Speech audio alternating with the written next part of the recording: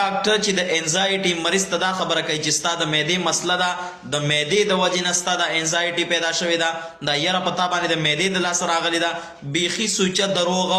د انزایټي د ډیپریشن والا مریضان چې کله دلته موږ ته دې سټیف ته رارسي نو تاسو څه وایئ؟ تاسو فکر کوئ چې دا یعنی ډاکټر ته یا کوم بل عامل ته بل چاته به نه تلي؟ داسې نه ده. په پاکستان کې لوی لوی ډاکټران که هومیوپیتک دي که دغسې د مزغو ډاکټران دي د زړونو ډاکټران دي، دا هغوی ټول بالکل تجربه کړي، بار بار ورغلي. ښه ما ته باقاعده دومره پڼ هغه خپل کاغذونه هم راوړي د ډاکټرانو د هومیوپیتک، یعنی مسلسل علاج څو میاشتې څو کاله.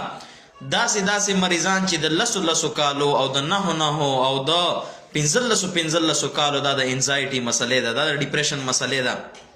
دا یاد ساتئ، کم مریض چې د ډاکټر سره ښه شي نو تاسو په ذهن کې دا خبره فخه کېنوئ، بالکل کلکې پکې کېنوئ چې د هغه مسله به یا د مزغو وه او یا به دغسې د مثلا د یو حادثې شکار شوی و، یو حادثه به پرې راغلي، د هغې مسله به وه.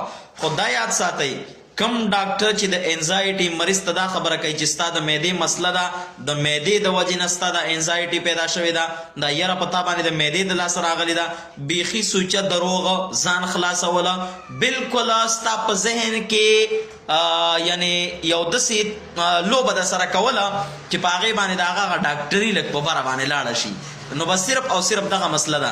ګوره که د معدې د وجې نه د یو انسان انزایټي پیدا کېدلې، د معدې د وجې نه په سړي باندې ګبراهټ او یره راتلې، نو تقریبا زه دا فکر کومه چې په انسانانو کې 99% انسانان به دا ټول د ډیپریشن انزایټي مریضانو. حالانکه داسې نه ده.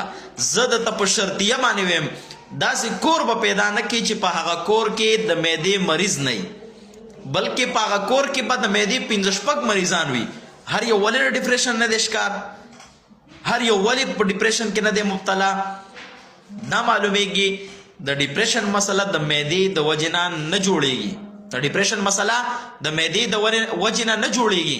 یاد ساته، ځان ته روحاني علاج وکړه، ښه مضبوط علاج وکړه، د ښایسته چا نه وکړه، د معتمد انسان نه علاج وکړه، انشاءالله انزایټي به د خدای پاک ختمه کړي. او که ته صرف او صرف د معدې دوايانې خورې نو زه دا فکر کوم د معدې دوایي به ته د معدې د ښه کېدلو دپاره خورې، دا معده به دې تباه او برباد کړي. ښه دا معده به دې بالکل لاس به ترې نه ووینځي په دې دوایانو باندې او د دوی په بار فیسونو باندې. زه ته ای د الله ولی چې تا نه ما د پیسو ډیمانډ نه دی کړی، پیسې مې د نه دی غوښتي، نو د کمې